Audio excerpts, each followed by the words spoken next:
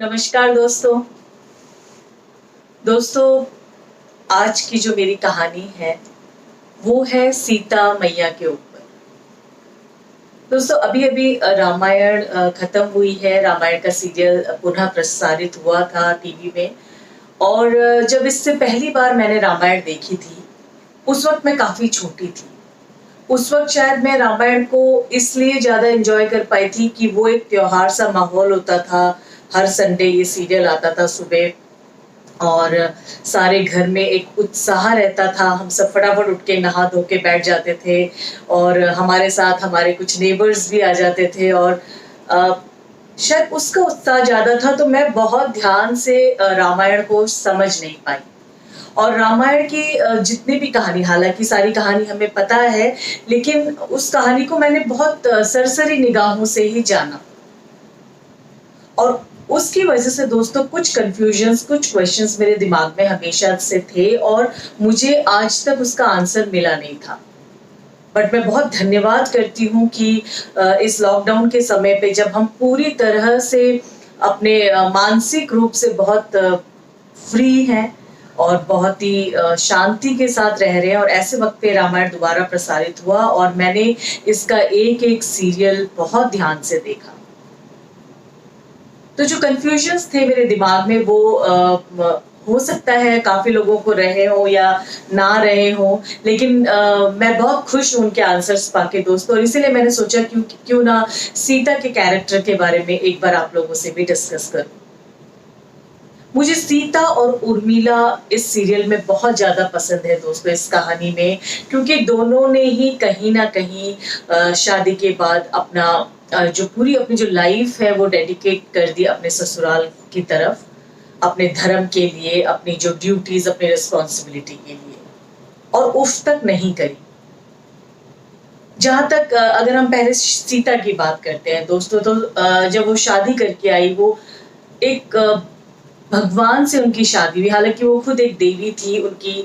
अब वो लोग मनुष्य जीवन जी रहे थे और ऐसे में उन्हें भगवान राम मिलते हैं जिनसे उनकी शादी होती है और राम भगवान भी उनको पूरी तरह से शादी के बाद ये वादा करते हैं कि मैं एक पत्नी का व्रत करता हूँ। कुछ भी हो जाए, कैसी भी स्थिति आ जाए, मेरी लाइफ में सिर्फ तुम रहोगी, क्योंकि दोस्तों उस वक़्त ऐसा चलन था कि राजा चाहे तो कितनी भी शादी कर सकता है। लेकिन राम ने उसको प्रॉमिस किया और वो प्रॉमिस उन्होंने अपने जीवन के आखिरी समय तक निभाया। और वहाँ सीता जब विदाई करके अपने घर आने लगती है, तो उनकी माँ बैठकर उनको सिखाती है कि अब तुम्हारा जो है धर्म है अपने ससुराल के रीति-रिवाजों को मानना, उनकी बातें सुनना, और बहुत सारी उसको सीख दे के भेजती है। और कहीं भी सीता ने अपने ही पेरेंट्स को ये मौका नहीं दिया कि वो कहीं भी गलत जा रही है। उनके वनवास जाने में वो दुखी होते हैं, आगे उनके साथ जो-जो होता है उसमें वो दुखी होते हैं, लेकिन अब सीता डटकर खड़ी रहती है और कहती है कि माँ, आप ही लोगों ने तो कहा ना मेरा ये सब धर्म है, तो मैं उसको बहुत खुशी से निभा रही हूँ और मुझे कोई शिकायत नहीं है। पहला जो चरण आता है दोस्तों उसके टेस्ट का, एक तो होता है कि जब वनवास मिलता है, वो भी 14 सालों का, एक ऐसी बच्ची जो एक प्रतापी राजा की बेटी रही और फिर एक राजकुमार से उसकी शादी हुई। उसके लिए वनवास वनवास हम सब जानते हैं कितना कठिन होता है, और इस सीरियल में तो उसको बहुत अच्छी तरीके से दिखाया भी गया है, क्योंकि जब वो वनवास जाते हैं तो वो फिर पूरी तरह से वनवासी बन के जाते हैं। ना वो चप्पल पहनते हैं, वो बहुत साधारण से वस्त्र पहनते हैं और वो जंगल का ही खाना खाते हैं। कोई भी ऐसा खाना नहीं खाते जो बहुत अच्छा हो, जो राजसी भोजन हो। ऐसे में वो राम का साथ देती है दोस्तों, और बिल्कुल उसी तरीके से रहती है जैसे राम रहते हैं।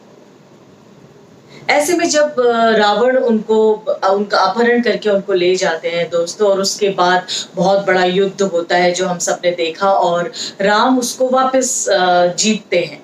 और जीतने के बाद एक वो घड़ी आती है दोस्तों जब सीता को वापस लाना है, और राम लक्ष्मण को कहते हैं कि ना मैं जाऊंगा उसको लेने के लिए और ना तुम जाओगे। वो हनुमान को भेजते हैं पूरी बाकी सेना के साथ कि बहुत ही रिस्पेक्ट के साथ सीता को यहाँ वापस लेके आओ। तो जब सारी की सारी सेना उनको लेने चली जाती है दोस्तों, तो तब राम लक्ष्मण से कहते हैं कि लक्ष्मण, अब तुम बाहर जाओ और सीता के अग्नि परीक्षा का इंतजाम करो। लक्ष्मण कहीं न कहीं दोस्तों शायद मेरी तरह था, जो बहुत जल्दी एग्रेसिव हो जाता था, बहुत जल्दी रिएक्ट करता था किसी भी सिचुएशन से, चाहे वो खुशी हो, चाहे वो किसी भी तरीके का कोई गलत काम हो, गुस्सा भी जल्दी आना और बहुत जल्दी प्यार भी आना। वो अपने भाई की बहुत रिस्पेक्ट करता है, उसके लिए उसने अपनी पूरी लाइफ दे दी, अपनी शादीशुदा लाइफ को भी वो छोड़ के आ जाता है, लेकिन यहाँ पे वो अपने भाई का विद्रोह करता है और बहुत बुरी तरह से उनसे बातें करता है कि आप मतलब ऐसा आप सोच भी कैसे सकते हैं, और ये कितना बड़ा आप एक नारी के साथ अत्याचार कर रहे हैं, मतलब आपको उन पे बिलीव ही नहीं है, और लगातार बहस करता चला जाता है। लेकिन राम तो राम है दोस्तों, वो बहुत ही शालीन है, वो शांत है, धैर्यता बहुत ज्यादा है उनमें। जब उसका पूरा गुस्सा निकल जाता है तब वो जाकर लक्ष्मण को बताते हैं कि लक्ष्मण देखो, आज मैं तुम्हें एक बहुत बड़ा सीक्रेट तुमसे शेयर करूंगा, और तुमसे ये उम्मीद करूंगा कि इस सीक्रेट को सिर्फ तुम, मैं और सीता जानेंगे और कोई नहीं जानेगा। और तब वो उसको बताता है कि जब सीता का जो अपहरण होने वाला था उसकी खबर हमें पहले ही हो गई थी, हमें हमें पता चल गया था ये घटना अब घटने वाली है, और तब हम अपने दोबारा से अपने देवता रूप में वापस आए।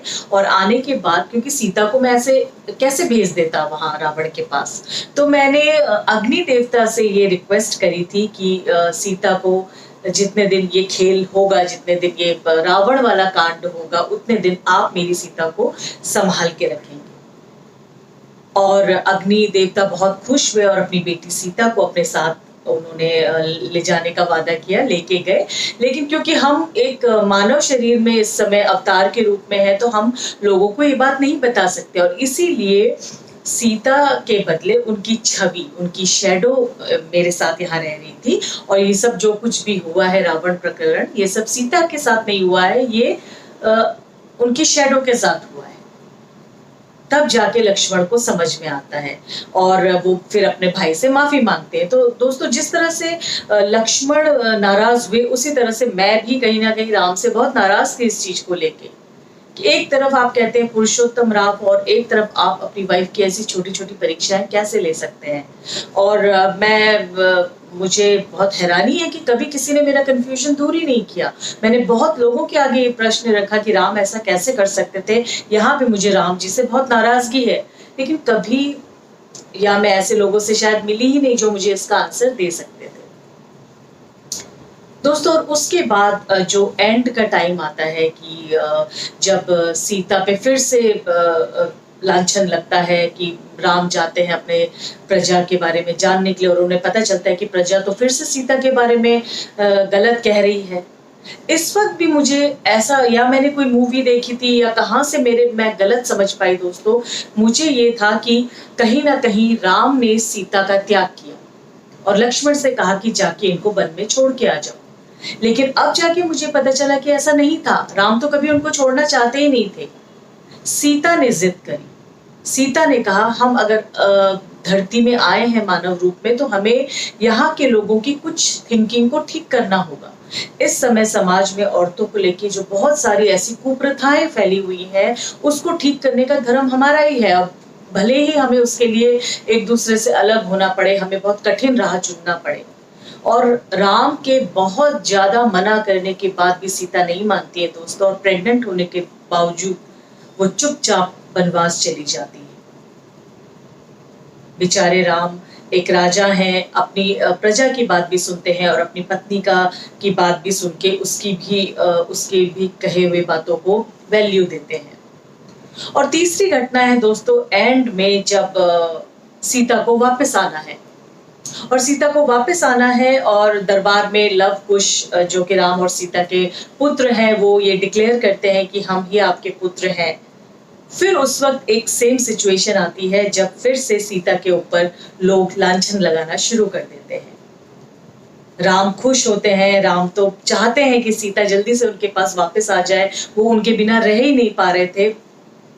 लेकिन वो देखते हैं कि उनके दरबार में जब लव कुश इस बात को बताते हैं कि हम आपके बच्चे हैं, तो फिर दो गुट बन जाते हैं। एक ऐसा समूह होता है जो कि बिल्कुल रो रो के माफी मांग रहा है भगवान राम से, और काफी समय से वो ये कहना चाह रहा है राम से कि प्लीज आप सीता जी को वापस लाइए, हम उनसे माफी मांगना चाहते हैं, हमसे बहुत बड़ी गलती हुई। क्योंकि उनको रियलाइज हो गया है कि उन्होंने गलत किया। लेकिन अभी भी दोस्तों एक पूरा ग्रुप ऐसा होता है, एक समूह लोगों का ऐसा होता है जो इस बात को मानने को तैयार नहीं है।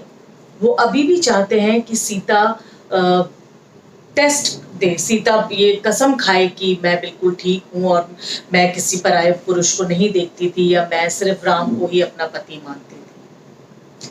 और ये वो क्षण होता है दोस्तों जब सीता का एक मानव रूप में पेशेंस खत्म होता है। उनके जो गुरु जी जिन्होंने उसको संभाला था वनवास के टाइम पे, वाल्मीकि जी, वो उनसे रात को रिक्वेस्ट करते हैं कि सीता अब तुम्हारा वापस राम के पास जाने का समय आ गया है, और देखो प्रजा बहुत दिक्कत कर रही है और राजा राम कुछ कर नहीं पा रहे हैं, उनको उनके साथ होना पड़ेगा।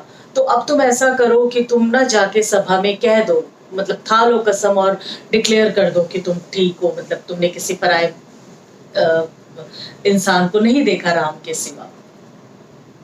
सीता उनसे भी कुछ नहीं कहती है दोस्तों, बहुत शालीनता के साथ वापस आती है। ऐसे वापस आती है, उनके एक्सप्रेशन इतने खूबसूरत थे दोस्तों, ऐसे थे जैसे एक ज्वालामुखी उनके अंदर उस वक्त उबल रहा था, और वो सबकी बातें सुनती हैं और बहुत ही शालीनता के साथ बीच दरबार में आकर 3 कस्में खाती हैं। 3 बार ये डिक्लेयर करती हैं कि वो राम की ही पत्नी रही, उन्होंने कभी किसी और को नजर उठा के नहीं देखा, और बहुत कुछ वो अपना प्रूफ देती हैं। लेकिन हर प्रूफ के बाद वो यही लाइन बोलती हैं कि अगर ये सच है जो मैं बोल रही हूँ, जो कसम मैं खा रही हूँ, तो हे धरती माँ मुझे अपने साथ ले जा। क्योंकि जिस धरती पर एक औरत का इतना अपमान होता है, मैं नहीं समझती कि उस धरती में मुझे रहना चाहिए, और मैं अब और सहन नहीं कर सकती।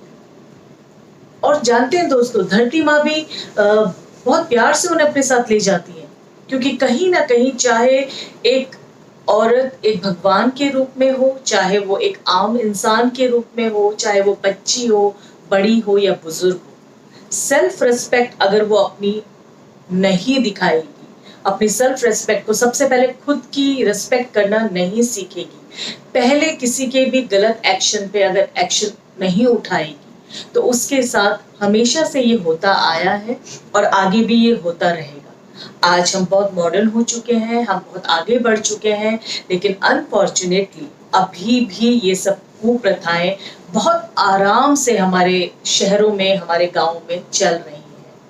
औरत को एक लिमिट से ज्यादा बोलने नहीं दिया जाता। अगर वो थोड़ा भी वो कमा रही है, वो सब कुछ कर रही है, लेकिन उसकी लिमिट्स अभी भी बंधी हुई है। और अगर वो उस लिमिट से आगे जाने की थोड़ी भी कोशिश करती है दोस्तों, तो बहुत दुख के साथ मुझे ये कहना पड़ रहा है कि उसी के परिवार वाले तक आके उसका साथ नहीं देते। और सबसे ज्यादा हैरानी इस बात की होती है दोस्तों कि उस परिवार में जो लेडी होती है, वो तक उस वक्त उसे समझाने आ जाती है कि एडजस्ट कर। नहीं दोस्तों, आगे बढ़ना है तो हर तरीके से आगे बढ़ना होगा, और तभी हमारा देश अच्छा और तरक्की करेगा और विचार खुलेंगे, और आगे की लड़कियों के लिए शायद जीवन बहुत ही सामान्य सा होगा। उन्हें ये सब भेदभाव पता ही नहीं होंगे, उन्हें नहीं पता होगा कि गलत अच्छा भी होता था कभी लड़कियों के साथ, वो शायद स्टोरीज में पढ़े, और मैं तो चाहूंगी कि वो स्टोरीज में भी ये सब चीजें ना पढ़े। फिलहाल चलती हूँ दोस्तों, आशा करती हूँ आपको कुछ प्रेरणा मिली होगी और आप अपनी लाइफ में चेंज लाने की कोशिश करेंगे। नमस्कार।